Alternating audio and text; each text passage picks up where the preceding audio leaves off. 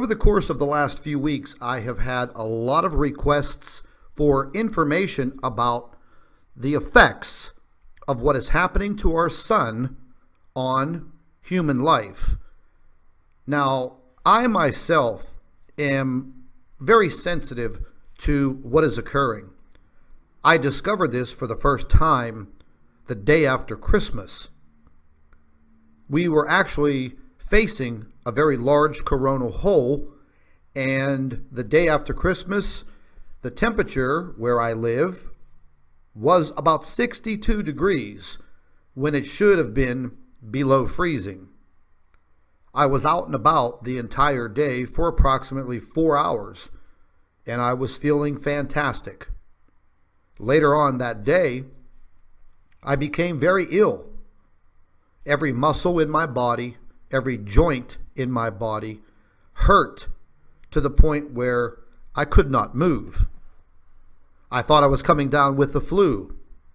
I also had a very, very severe headache directly behind my eyes. I thought, well, I must be getting sick. I have a sinus headache, and the next 72 hours were literally hell for me. I was not able to get out of bed. I was not able to do anything at all. And then, the morning of the fourth day, I woke up and I felt absolutely fantastic.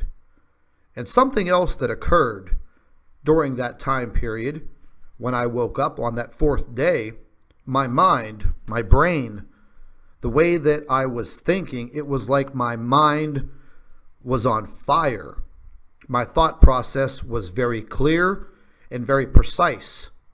However, after investigating the effects of cosmic energy, solar energy on the human body and the human mind, it got me thinking, what are we going through?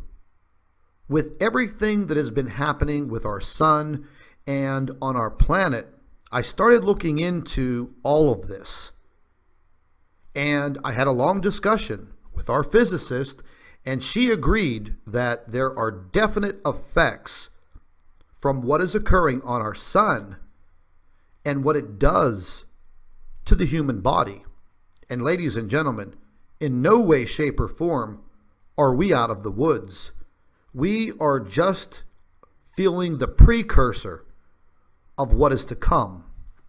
So let me go ahead and get directly into the report that she filed and sent over to me.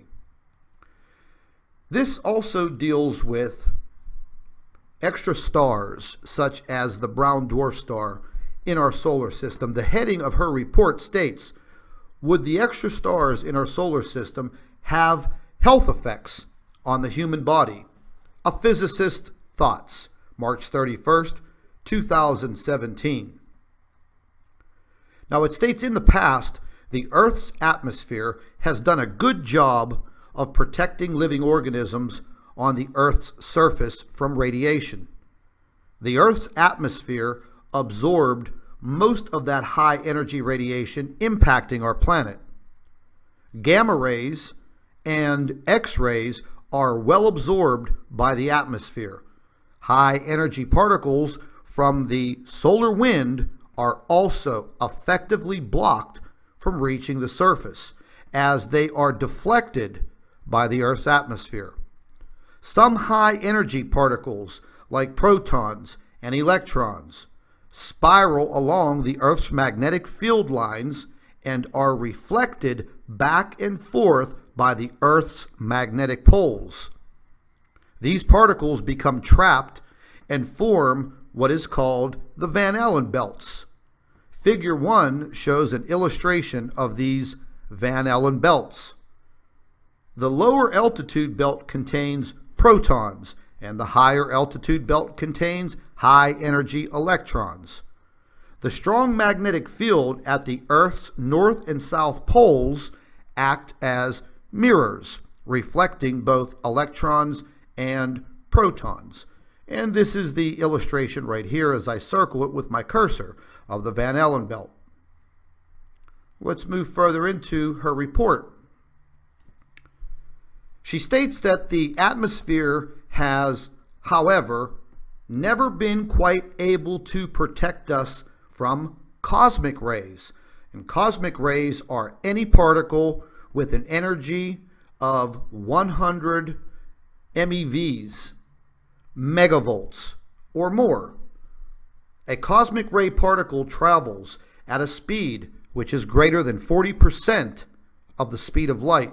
In other words, these are relativistic particles. Cosmic rays are made up of mostly ionized hydrogen or protons, about 89%, some ionized helium, about 10%, and about 1% other nuclei such as iron, silicon, oxygen, carbon, and magnesium. When a cosmic ray, such as a high-energy proton, impacts the atmosphere, it collides with an atmospheric particle, and it causes what is called an air shower. An air shower is the production of a cascade of secondary particles and gamma radiation. Some of these particles produced are the pion, symbolized by pi, 3.14, if you're good at algebra. This also states that it has a very short half-life, so it quickly decays to gamma rays and muons.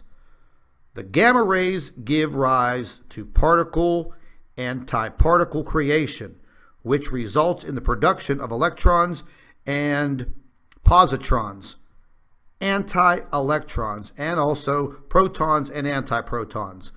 An air shower or cascade of particles is shown in figure 2 below. Now, ladies and gentlemen, she's getting very, very highly scientific with her explanation, but this is exactly what physicists do. And this is what they are trained and educated to do. It further states that muons are stable enough to reach the Earth's surface and cause damage to living organisms. They result in mutations and are therefore cancer-causing. Cosmic rays deplete the ozone layer and so increase the UVB, ultraviolet B radiation, emitted by the sun, reaching the Earth's surface. UVB radiation is also cancer-causing. The UVA radiation that our atmosphere allows through is not as damaging, but overexposure prematurely ages the skin and suppresses the immunity, which may then lead to susceptibility to bacterial and viral infections. Another cosmic ray particle that is very damaging to living organisms is the neutron. Neutrons do not ionize other particles directly, but when a nucleus absorbs a neutron, a gamma ray is given off, which can then ionize other particles. Also, high-energy neutrons are more damaging to living tissue than gamma rays of the same energy. They are also cancer-causing. The usual source of cosmic rays is from outside of the solar system.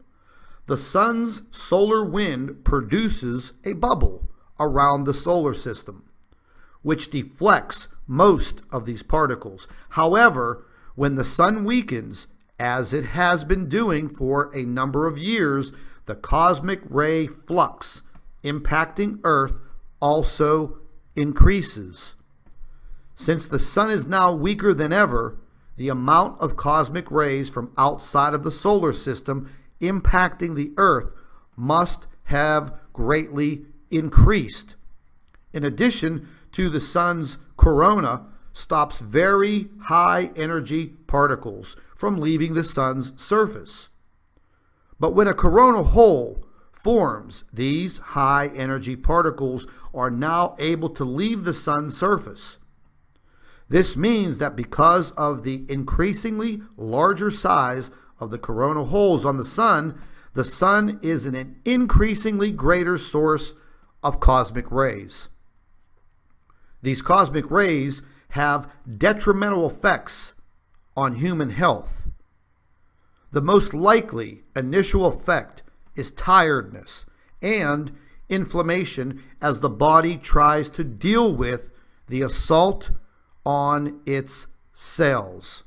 Thus, the presence of extra stars in the solar system, which connect magnetically to our sun and cause the creation of coronal holes, leads to a greatly increased cosmic ray flux, which then has a negative impact on human health. The other way that these objects can affect human health is through their strong magnetic fields. Now, since a brown dwarf star is a collapsed star, they are denser and more normal than other stars. They also rotate much faster and produce high magnetic fields in proportion to their size. We've gone over a lot of this information in some of my other videos. These magnetic fields can have a direct impact on the human brain, as there is evidence that magnetic fields affect the brain's ability to release serotonin in synapses. Synapses are the connections between neurons or neurocells in the brain. A decrease in serotonin is associated with depression, anger, anxiety, insomnia, and headaches, including migraines. Radio waves can also affect the transfer of serotonin across synapses and so lead to the same problems. In conclusion, the presence of a brown dwarf star or stars in the solar system is very likely to be having multiple negative effects on the human body, from suppression of the immune systems to cancer, and possibly also to headaches and anxiety due to serotonin deficiency. And ladies and gentlemen, there are probably numerous other health effects to the human body that we don't know about. But the bottom line is, our body's absorbing any type of this cosmic radiation or this increased solar radiation impacting the earth because of what is happening on our sun. This is very detrimental to our health. And as I said in the beginning of this video, we are not by any means out of the woods. We are actually in the beginning stages of looking at something that's going to get much worse as time goes on. I mentioned yesterday that in my investigations into what is happening within our solar system, the month of April and the month of May are going to be very, very critical times for our planet. And now, as I read this report, it only secures in my mind that we are definitely under threat. We are under a serious threat to our planet and now to our own human health. This is Scott from Planet X News and the Nibiru channel. Thank you for watching.